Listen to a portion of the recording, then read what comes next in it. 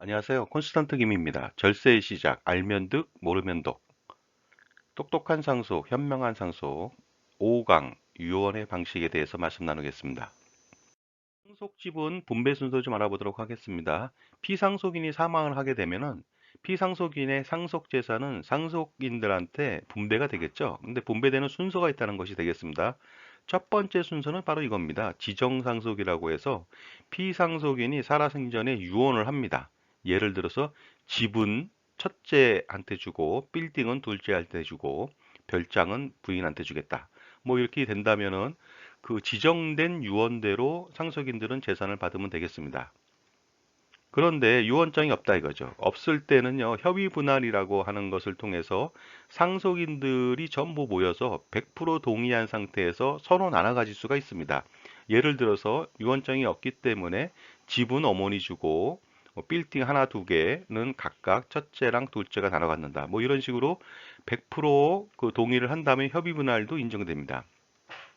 그러나 유언장도 없고 협의 분할도 하지 않겠다. 싸움이 났습니다. 그랬을 때는 법정 상속분으로 맞춰서 상속인들이 법대로 소유한다는 것이 되겠습니다. 그래서 법정 상속분에 맞춰서 받아갈 수가 있습니다. 법정 상속 알아보도록 하겠습니다. 법정 지분별로 상속을 하게 되는데 배우자는 1.5, 직계 비속은 1, 직계 존속도 1이 되겠습니다. 물론 배우자하고 직계 존비속이 없다면 형제자매도 1이 되겠죠.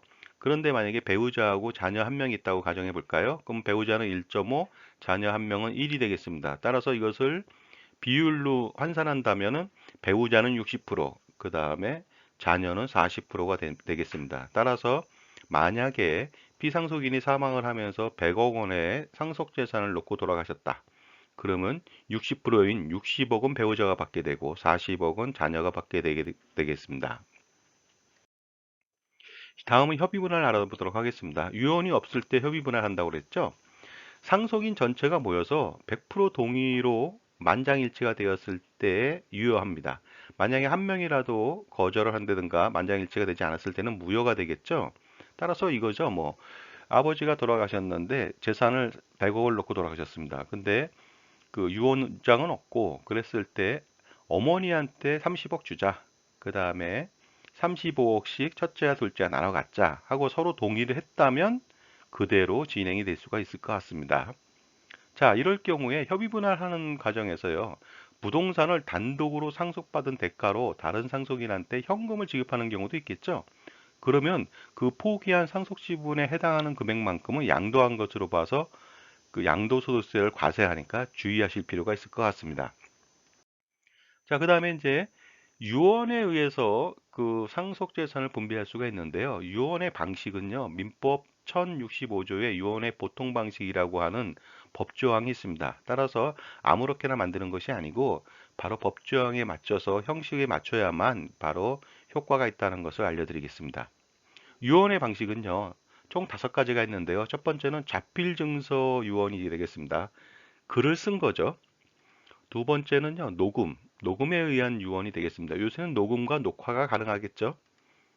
그 다음에 공정증서, 공증인이죠. 변호사 사무실에 가서 유언하는 것이 되겠습니다. 그 다음에 비밀증서에 의해서 증인을 옆에 두고서 그 유언하는 경우도 있고요. 그 다음에 이 4가지가 전혀 될 수가 없습니다. 굉장히 위급한 상황이에요. 거의 뭐 숨 넘어가기 직전입니다. 이럴 경우에는 구수증서라고 해서 그 피상속인이 그 살아생전에 마지막까지 그 말을 한다는 거죠. 말로써 유언을 하면 한 사람이 그것을 받아 적어 갖고 처리하는 것. 이것이 바로 구수증서 유언이 되겠습니다. 자필증서 유언은 무엇일까요? 바로 이런 겁니다. 유언자가 그 전문가 연월일, 주소, 성명을 자서하고 날인해야 됩니다. 그 다음에 중간에 무슨 뭐 문자의 삽입이나 삭제 또는 변경을 할 때에는 유언자가 이를 자서하고 또 날인을 해야 된다는 것이 되겠습니다. 이 내용은 뭐냐면요. 일단 유언자가 그 전문, 이거죠. 뭐, 내 재산의 100%를 부인한테 주겠다. 이게 전문이 되겠습니다. 아니면은 그 내 재산 중 부동산은 전부 다 배우자한테 주고 금융재산 전부는 아들한테 주겠다. 뭐 이런 내용이 되겠고요. 아니면 빌딩 하나만 가지고 있다 그러면요.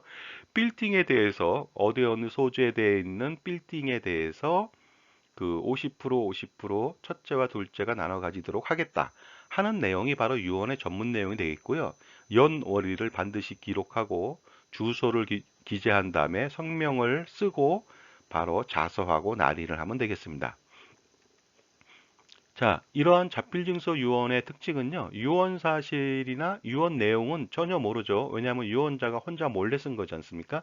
아무도 모른다는 것이 되겠습니다. 이 문제점이 될 수도 있죠. 만약에 유언장을 찾지 못한다면은 유언 내용을 알 수 없겠죠. 자필 유언 시 유의할 사항이 좀 있습니다. 알아볼까요? 타인이 대필하면 안 됩니다. 컴퓨터로 쓰거나 타자로 써도 안 되고요. 쓴 것을 복사해서 사인해도 안 되겠습니다. 그러나 외국어가 들어가 있다든가 속기 내용이 들어있다든가 다 가능합니다. 작성 일자 중에서 연월만 썼습니다. 바빠가지고 뭐 2021년도 4월 이거만 썼다 이거죠. 그랬을 때 무효가 됩니다. 반드시 연월일을 써야 됩니다. 그러나 연월일을 쓰지 않아도 뭐 음력이라든가 혼인일이라든가 자신의 몇 해 생일이라든가 회갑일 정도는 인정될 수 있는 날짜이기 때문에 가능합니다. 그 다음에 이름만 쓰고 무인을 찍은 경우 날인으로 인정할 수가 있습니다. 그러나 사인한 것은 무효가 되겠습니다. 여기서 무인이라고 하는 것은 손도장이죠. 손가락에 인주를 묻히고서 도장을 찍는 것이 되겠습니다. 주소는 동까지만 쓰고 마지막 번지나 호수를 쓰지 않으면 무효가 되겠습니다. 주소지는요, 주민등록지라든가 실제 거주지도 가능하고요. 그 다음에 전문에 밑에다가 주소를 쓰지 않고 그 전문을 담은 봉투에 그 주소를 기재하더라도 인정될 수가 있습니다. 그 다음에 성명은요, 이름뿐만 아니라 아호나 예명이나 별명 등 유언자가 누구인지를 가리킬 수만 있다면 가능하다고 볼 수 있습니다. 다음은 녹음 유언이 되겠습니다. 녹음 유언이라고 하는 것은요, 유언자가 유언의 취지, 그 성명과 연원리를 구술하고 이에 참여한 증인이 유언의 정확함과 그 성명을 구술함으로써 이루어집니다. 이러한 유언의 방식은요, 유언 사실하고 유언 내용이 공개된다는 점을 이해하시기 바랍니다. 공정증서에 의한 유언, 공증유언이 되겠죠. 이것은요, 유언자가 증인 두 명이 참여한 공증인의 면전에서 변호사가 되겠습니다. 유언의 취지를 구수하고 공증인이 이를 필기 낭독하여 유언자와 증인이 그 정확함을 승인한 후에 각자 서명 또는 기명해서 날인을 함으로써 완성시킬 수가 있습니다. 공정증서에 대한 유언은요, 결국은 유언사실하고 유언내용을 공개할 수가 있습니다. 법적 조치를 했다는 점이 좀 특이하죠. 비밀증서에 따른 유언도 있습니다. 유언자가 필자의 성명을 기입한 증서를 엄복 날인하고 이를 2인 이상의 증인의 면전에 제출하여 자기의 유언서임을 표시한 후 그 봉서 표면에 제출 연원일을 기재하고 유언자와 증인이 각각 서명 또는 기명해서 날인을 하면 되겠습니다. 그런데 그 이후 5일 이내 반드시 공증인 또는 법원서기에게 제출하여 그 봉인상의 확정일자인을 받아야 됩니다. 비밀증서 유언의 특징은요, 유언 사실이 공개되었지만 유언 내용은 비공개되었죠. 비밀이기 때문에 그렇습니다. 구수증서에 따른 유언은요, 질병이나 기타 급박한 사유로 인해서 기존 네 가지 유언 방식에 의해 유언할 수 없을 경우에 유언자가 2인 이상의 증인의 참여로 그 1인에게 유언의 취지를 구수하고 그 구수를 받은 자가 이를 필기 낭독하여 유언자의 증인이 그 정확함을 승인한 후 각자 서명 또는 기명 날인을 해서 위급한 시기에 유언을 완성하는 것을 말하게 되겠습니다. 이때 증인 또는 이해관계인이 급박한 사유에 종료한 날로부터 7일 이내에 법원에 그 검인을 신청해야 됩니다. 유언 사실하고 유언 내용이 공개된 것이 특징이 되겠습니다. 자, 마지막으로 유언 시 유의사항 좀 알아볼까요? 유언 방식에 흠결이 있는 경우엔 무효입니다. 그러니까 아무리 열심히 써도 주소에 동까지만 썼다든가 아니면 무슨 날인을 하지 않았다든가 뭐 이름을 쓰지 않았다든가 이랬을 때는 무효가 되니까 주의하시기 바랍니다. 유언은 언제든지 철회가 가능합니다. 임의 철회라고 해서 아무 때나 그냥 철회하면 됩니다. 법정 철회는 유언 후 생전 행위가 유언의 내용하고 저촉되는 경우가 있습니다. 이럴 경우에는 당연히 철회된 것으로 본다는 거죠.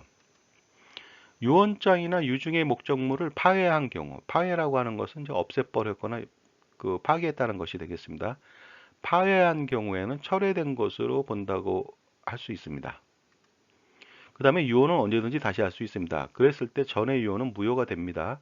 예를 들어서 유언장을 썼다고 해서 자녀들이 안심한다. 그건 문제가 될 수 있죠. 나중에 유언자가 또다시 마음이 바뀌어갖고 바꿀 수도 있다는 것이 되겠습니다.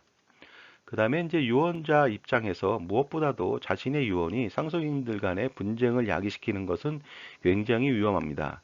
재산을 나눠주는 것보다 더 중요한 것은 상속인들이 자신의 사후에 그때에도 사이좋게 평화롭게 서로 살아가면서 살아가는 것이 가장 중요하지 않겠습니까?